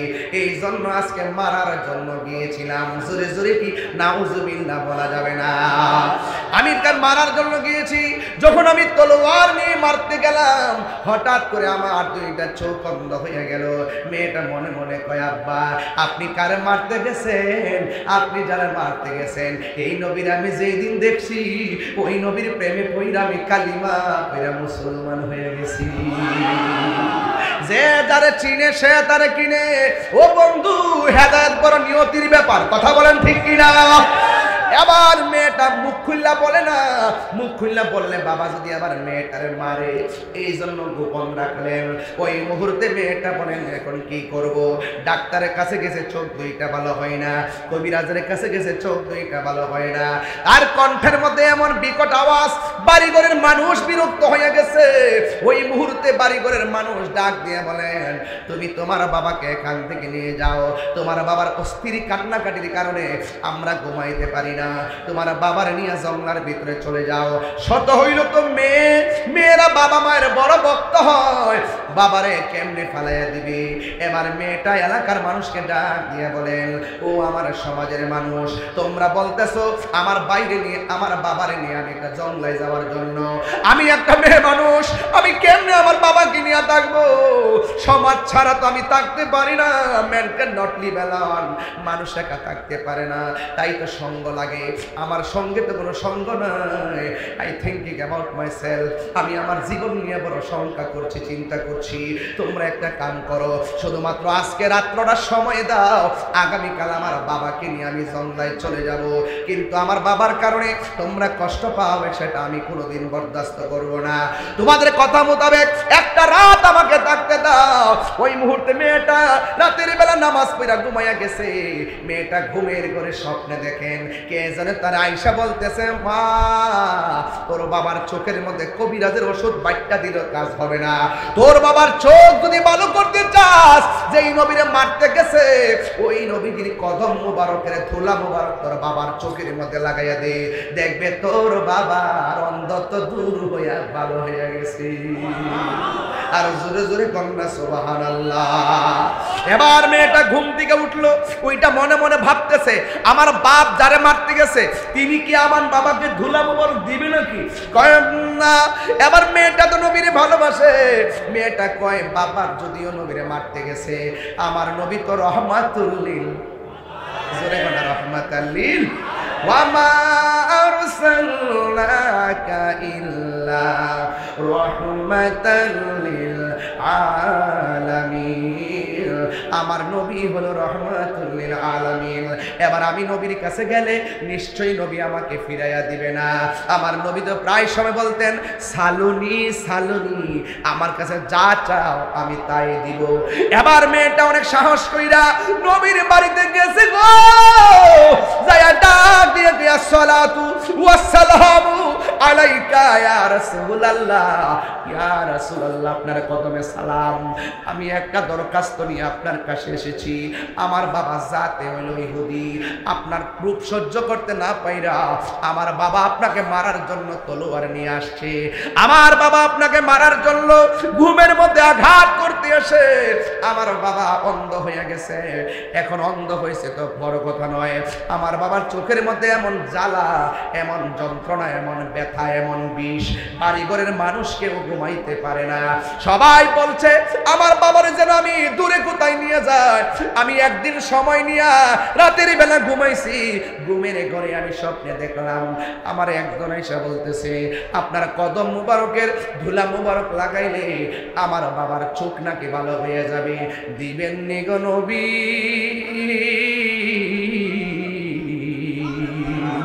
দিবেননি একটু ধুলা মুবারক আমারে দিবেননি? আপনারা জবান খুলে কোন আমার নবী রহমাতাল লিল আলামিন। আমার নবী ডাক দিয়ে কয় তোমার হাতের মধ্যে একটা ওয়ারাক নাও, পাতা নাও, পাতা নিয়ে আমার নবীজির কদম মুবারকের ধুলা মুবারকটা নিয়া আমার নবীজির ধুলা মুবারকটা পাতার মধ্যে লইয়া ইন দি মিন টাইমে পাতার মধ্যে নিয়ে এবার ধুলা মুবারকটা লইয়া বাড়ির মধ্যে যখন গিয়েছে, বন্ধুরা রে আমার শেষ বেলা আমি কি বুঝাইতাম, আমার নবীর ধুলা মুবারক বাড়িতে নিল। মেয়ের বাবা ডাক দিয়া কয় মা কোথায় গেলা, আমার জন্য কোনো ওষুধ আনছনি? মেয়েটা ডাক দিয়া কয় বাবা এমন ওষুধ আনছি, এই ওষুধ আজকে আপনার চোখে মারবো, যদি এখন চোখ ভালো না হয় আগামীকাল থেকে কোনোদিন আর কোনো ওষুধ আর আনবো না। কয় মা তাড়াতাড়ি দাও। এবার বাবারে শোয়াইয়া চোখটারে খুললা ওই ধুলা মুবারক ওই তার বাবার চোখের মধ্যে দিয়া দিছে।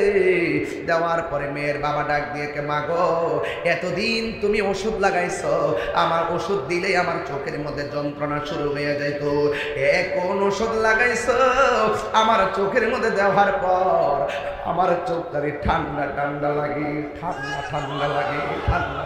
ডাক দিয়া গে মা দাও আর দাও।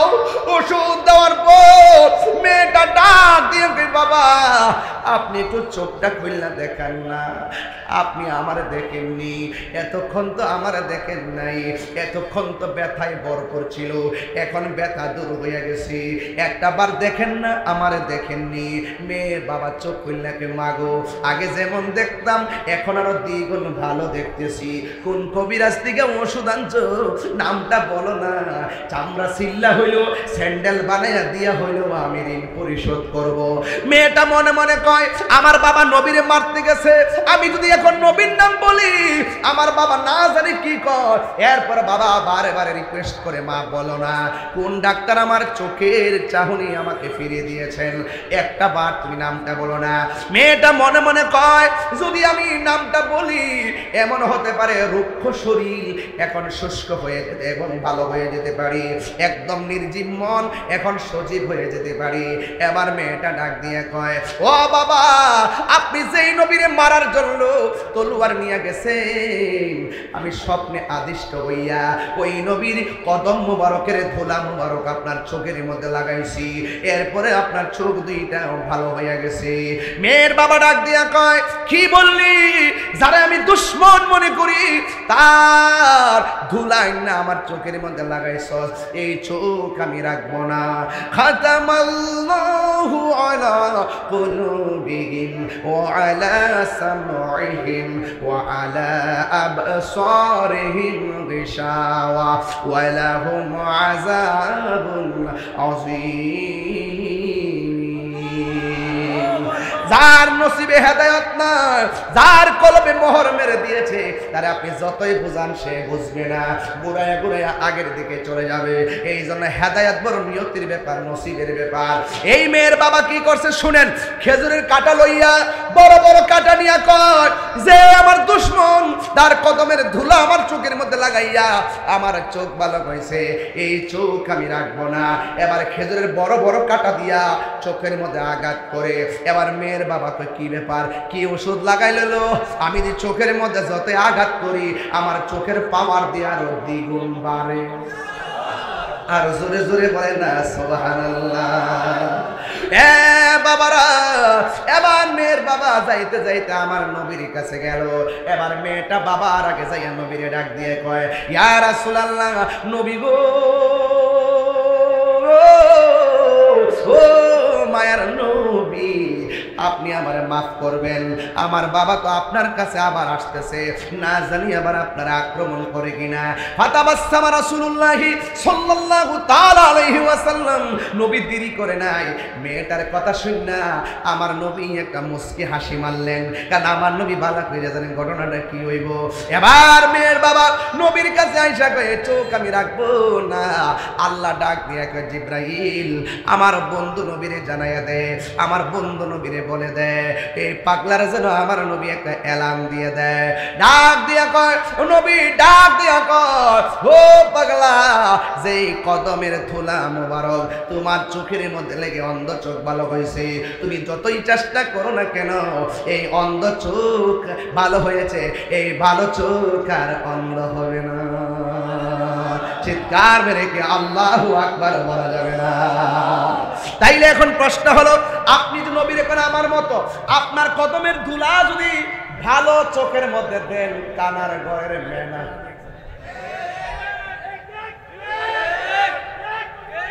আপনার ভাইয়ের ধুলা যদি ভালো চোখের মধ্যে দেন, ভালো চোখ কানা, কথা কোন ঠিক কিনা? আর আমার নবীর কদম মুবারকের ধুলা মুবারক অন্ধ চোখের মধ্যে দেওয়ার পর অন্ধ চোখ ভালো হয়ে যায়, সেই চোখ আর কখনো অন্ধ হবে না, আমার আল্লাহর সিদ্ধান্ত। একটু হাত তুলে কোন আল্লাহু আকবার। নারে তাকবীর, নারে রিসালাত, নারে রিসালাত, নারে রিসালাত, নারে পাক পাঞ্জাতা, নারে গাউসিয়া, শাহপুর দরবার শরীফ, আহলে সুন্নাত ওয়াল জামাত, পবিত্র ঈদে মাজিউন নবী, পবিত্র ঈদে মিলাদুন নবী, শাহপুর দরবার শরীফ, আলা হযরত পীর সাহেব কেবলা, মুফতি গিয়াসউদ্দিন তাহিরি সাহেব। সকলে বলেন আল্লাহু আকবার। আমার বাবারা, নবীর সঙ্গে সৃষ্টি জগতের কাহার কোনো তুলনা আছে? আর বড় করে আছে? ওই নবীর শাফাত আমরা চাই কি চাই না? আর বড় করে চাই কি চাই না? নবীর পক্ষে থাকলে লাভ আছে না নাই? শাহপুর দরবার শরীফ আহলুস সুন্নাত ওয়াল জামাতের একটি প্রাণ কেন্দ্র, কথা বলে ঠিক কিনা? এই কুমিল্লাতে একটি অনবদ্য দরবার, যিনি এখানে অনেক দিন পর হুজুরকে পাশে পেয়েছি, অনেক পাশে পেয়েছি, পাশে পেয়ে কিন্তু অনেকগুলো কথা বলে আমি একটু দোয়া নেওয়ার সুযোগ পেয়েছি। এখানে আমাকে একটি শান বলতে বলছেন। আসলে শান্ত আমি সব সময় বলি, আরও বলবো, আজকেও বলবো, একাধিকবার বলবো, কিন্তু একটি কথা বলতে চাই, নবীর শান বাড়াইছে কে? আল্লাহ। ওয়ারাফানা, বলেন ওয়ারাফানা লাকা যিকরাক। নবীর সম্মান বাড়িয়েছেন আমার আল্লাহ, সুবহানাল্লাহ। শুধু তাই নয়, ওয়ালা সাউফা ইউতিকা রাব্বুকা ফাতারদা। আল্লাহ বলেন, ও বন্ধু, অচিরেই আমি আপনাকে দিতে দিতে দিতে দিতে এমন দেওয়া দিব আপনি সন্তুষ্ট হয়ে যাবেন। এটা মানে হলো হাসরের মাঠে সব উম্মত নিয়ে নবী বেহেশতের মধ্যে যাবে। আমরা গুনাহগার, নামাজ পড়ছি কবুল হয়েছে কিনা জানি না, রোজা রাখছি কবুল হয়েছে কিনা জানি না, হজ করছি কবুল হয়েছে কিনা জানি না, তবে একটা জিনিস জানি, আমরা নবীজিকে জানের চাইতে বেশি ভালোবাসি। রাইট রাইট, বলেন আল্লাহ। হয় নাই আল্লাহ আল্লাহ আল্লাহ। হাইতেছে মুখ আল্লাহ, বলো আল্লাহ। যেই জবান দিয়ে এখন আল্লাহর ডাক দিছি, এখন বলেন ইয়া রাসূল আল্লাহ, ইয়া রাসূল আল্লাহ। যে মুখ দিয়ে আল্লাহ এবং নবীরে ডাক দিছি, স্লোগান দিছি, আজকে থেকে ওয়াদা করলাম এই মুখ দিয়া কোনোদিন নেশা ঢোকাবো না। ওই দিন কিন্তু ওই যে ওই দিন কিন্তু বিবির বাজারে বলছিলাম কেডা কেডা নেশা করেন হাত তোলেন। পরে একটা ছেলে কিন্তু হাত তুলছে, হুজুর আমি নেশা করতাম, আজকে থেকে ওয়াদা করলাম আমি আর নেশা করতাম না। কইছিল, বলছিল। আমি মনে করি এই ছেলেটা সাহসী এবং গর্বিত সন্তান। কথা বলেন ঠিক কিনা? যে দুষ্কৃরে স্বীকার করে এটা অন্যায় না, এটাই হলো ভালো লক্ষণ। কথা বলেন ঠিক কিনা? আল্লাহ বলছেন, আমার রাসূল বলছেন, যেই ব্যক্তি গুনাহ করে তওবা করে সেই লোকটাকে আমার আল্লাহ বড় ভালোবাসে। কথা বলেন ঠিক কিনা? আজকে থেকে বলেন, আমরা কি বাবা খাইব?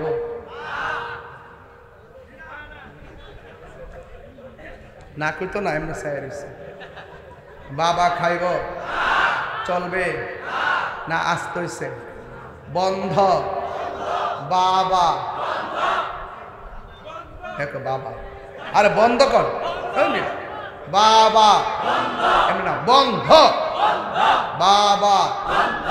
আর বাবা, ইয়াবা, ফেন্সি, গাঞ্জা, সুদ, ঘুষ, চুরি, ডাকাতি, মিথ্যা, গীবত, নামাজ।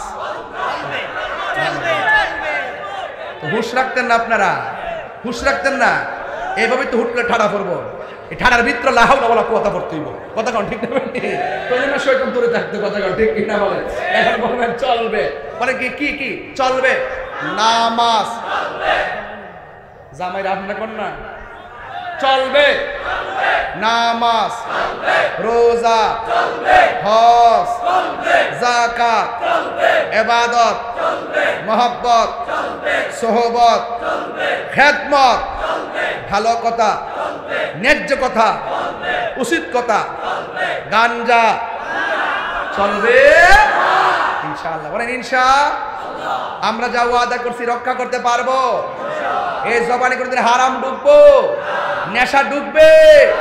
যদি আমার ওয়াজ 30 সেকেন্ডের জন্য আজকে ভালো লেগে থাকে, বিদায় বেলায় বলবো, আমার ওয়াজ যদি 30 সেকেন্ডের জন্য ভালো লেগে থাকে, আপনারা কোনোদিন আপনার মা বাপরে কষ্ট দিতে পারবেন না। মা বাপরে কষ্ট দিয়া শাহপুর দরবারে গরু লয়ে যাইবেন, পিসা বুজুরে বলবে তোমার মতন মুরিদ আমরার দরকার নাই। রাইট? মা বাপরে যে কষ্ট দেয় সে কোনোদিন সুখ পাবে না। মা দোয়া করলে সন্তান ওলি হয়ে যায়। কথা বলেন ঠিক কিনা? মা সন্তান করলে সন্তান কি হয়ে যায়? ওলি হয়ে যায়। মার বদদুয়া দিলে হিরু জিরু হয়ে যায়। কথা বলেন ঠিক কিনা? কি হয়ে যায়?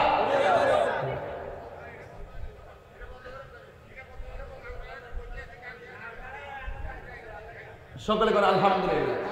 সকলে আলহামদুলিল্লাহ কর। আমার ভাইরা, আমার একটা শান বলতে বলছেন, কান্দায়ও না ও বাগদাদি, কান্দায়ও না ও বাগদাদি, বুকে নাও আমায়, কিছু চাই না শুধুমাত্র তোমায় আমি চাই। কান্দায় না ও ভান্ডারি মারহাবা কর বুকে নেওয়া আমায় কিছু চাই না শুধু মাত্র তোমায় আমি চাই তুমি যদি আমার হও দিব উপহার দয়াল জীবনটাই আমার তুমি বললে চলে যাব তুমি বললে চলে যাব যে তাই নাও সে তাই কিছু চাই না শুধু মাত্র তোমায় আমি চাই কান্দায় না ও ভান্ডারি কান্দায় না ও ফয়েজি বুকে নেওয়া মায় কান্দায় না ও বাগদাদি বুকে নেওয়া মায় কিছু চাই না শুধু মাত্র তোমায় আমি চাই ঠিক না চাই না আমি ধনের পাহাড় ববের সরদারি চাই গো চরণ ভিখারি কথা কোন ঠিক না মন চাই শুধু তোমায় আমি বুকেতেই রাখি কিছু চাই না শুধু মাত্র তোমায় আমি চাই জোরে করে মারহাবা সবাই কি খুশি না বেজার আমার মুর্শিদ নিল আমার মন কারিয়া কেমন করে নিল এমন প্রেমী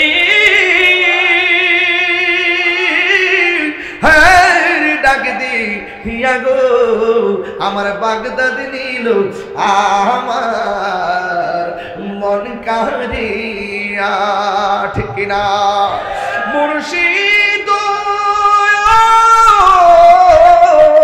আমারই মনে কর লাগু হরণ কি রূপ ও দেখাইয়া এই তাহিরির কি দামাস এই তাহিরির কি দামাস যদি না যাহুলো হইয়া গো আমার মুর্শিদ নিল আমার মন কারিয়া আমার বাগদাদি নিল আমার মন কারিয়া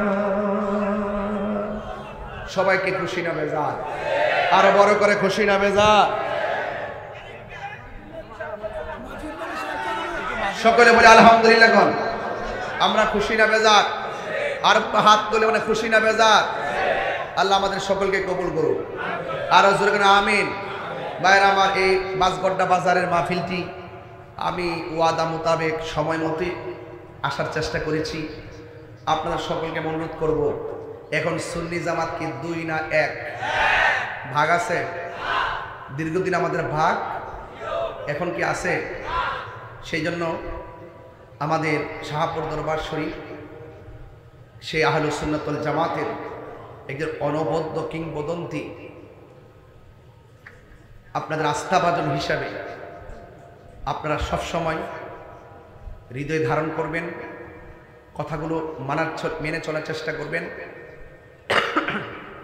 এবং যেই কোনো সময় আহলুস সুন্নাত ওয়াল জামাতের কল্যাণে যখন আপনাদেরকে ডাক দেওয়া হবে আপনারা যৌক্তিক দাবি আদায়ের লড়াইয়ে মাঠে থাকবেন আর বড় করে ইনশাআল্লাহ এখানে আমাকে একটি প্রশ্ন অনেক আগে দিয়েছে আমি উত্তরটা আরো আগে দিতাম কারণ আমি যেহেতু একটা ঘটনায় ঢুকছি আমি চাই নাই যে ঘটনার মাঝখানে এই উত্তরটা আমি দিই এখানে আপনারা দেখেন পোস্টারের শিরোনামে এবং আমাদের স্ক্রিনের মধ্যে ঈদে মাজিউন নবী এবং পাশে আছে ঈদে মিলাদুন নবী আছে কিনা কতক্ষণ আছে কিনা এখন শাহপুর দরবার শরীফ পবিত্র ঈদে মাজিউন নবী সাল্লাল্লাহু আলাইহি সাল্লাম তিনি লিখেন এবং দীর্ঘদিন ধরে আমাদের মাঝে পবিত্র ঈদে মিলাদুন নবী সাল্লাল্লাহু আলাইহি সাল্লামটা আমরা বলে আসছি রাষ্ট্র থেকেও আমরা এটা স্বীকৃতি পেয়েছি এখন প্রশ্ন হলো যে আমরা এই দুইটা ব্যবহারের মধ্যে কোনো আপত্তি আছে কিনা এই আপত্তিটা আমাদের অনেককে কিন্তু আমাদের নিজেদের মধ্যেই অনেক ধরনের বলাবলি হয়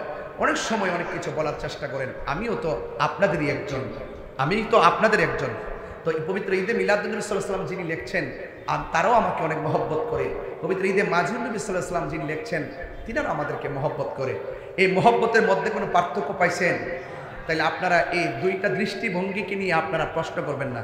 পবিত্র ঈদে মাজিউন নবী যেটাকে বেস করে লেখে সেটাকে তিনি ফলো করেছেন, কাদ জাআকুম মিনাল্লাহি নূর।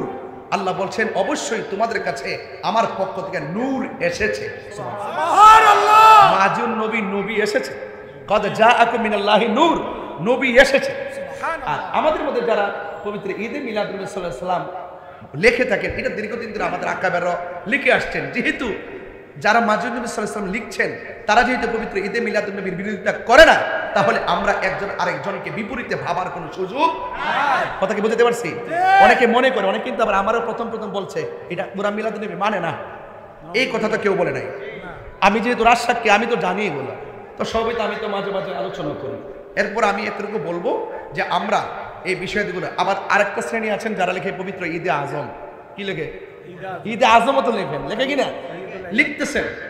তো যে রাসূল করিম সাল্লাল্লাহু আলাইহি ওয়াসাল্লাম যেই রাত্রে দুনিয়াতে তাশরিফ এনেছেন, সেই রাত্রটি লাইলাতুল কদরের রাতের চাইতে আরো উত্তম। আর বড় করে বলেন না সুবহানাল্লাহ, বলেন। তো এই জন্য আমি আশা করবো আর কি, আমার একটা ক্ষুদ্র মানুষের কথাই তো আর আমাদের কিছু চলবে না। তবে আমি বলবো আপনার যদি কোনো আপত্তি থাকে, আমাদের যদি কোনো আপত্তি থাকে, আমার মনে হয় আমরা একজন আরেকজনের সঙ্গে বসে আমরা পরামর্শ করতে পারি। কথা বলেন, ঠিক কিনা বলেন? তবে আপাতত এই বিষয়াদিগুলো নিয়ে একদম দূরত্ব তৈরি করা, কোনো বিভাজন তৈরি করার কোনো সুযোগ আমি দেখতেছি না। কি আপনারা একটু পিছনে আসতে বেশি কথা বলছেন, যেই বলছে বেশি কথা বলছেন, আমি দেখছি। এ আসতে আপনারা তো আমার হাসিয়ত তো ভালো করে জানেন, আমি কিন্তু খুব মিশুক মানুষ এবং আমার আধিপত্য সম্পর্কে আপনারা জানেন। আমি কখনো বিয়াদবকে প্রশ্রয় দিই না, এটা কিন্তু ক্লিয়ার কথা নাকি? এখানে একজন আওলাদুর রাসূল বসে আছেন, আমি কি বুঝতে পারতেছি? শিরার মধ্যে থাকবেন, শিরার মধ্যে। এই যে আবু ভাই, আমি তো আমাকে যদি বলেন যে তিনি এতক্ষণ বসে আছে, আমি মনে করছি বক্তব্য দিয়ে চলে যাবেন। কেন? কারণ ওনাদের অনেক ব্যস্ততা আছে।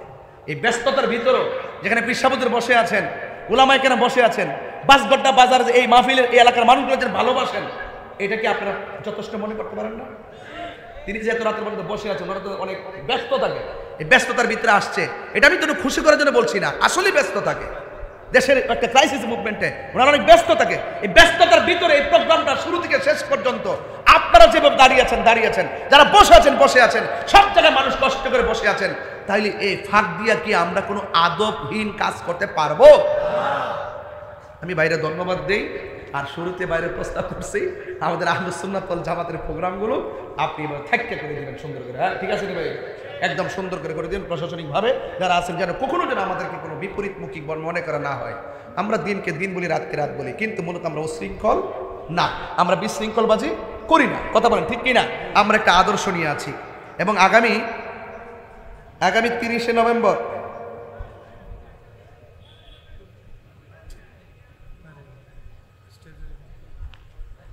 30শে নভেম্বর মধ্যম মাঝিগাছা আমি আসবো। শাহপুর দরবার শরীফের পীর সাহেব হুজুর থাকবেন, আমি থাকবো, আমার ভাই আবু ভাই থাকবেন। আপনি থাকবেন, কয়ে দিলাম, আগে বলে রাখি ইনশাআল্লাহ। কোন ইনশাআল্লাহ? যাক আলহামদুলিল্লাহ। আরেকটা দাওয়াত ছিল, কই কাগজটা কোথায়? এই আরেকটা কাগজ, তুতিয়া দিগির ফার দিনের বেলা পাইছি। দেখি কয় তারিখ?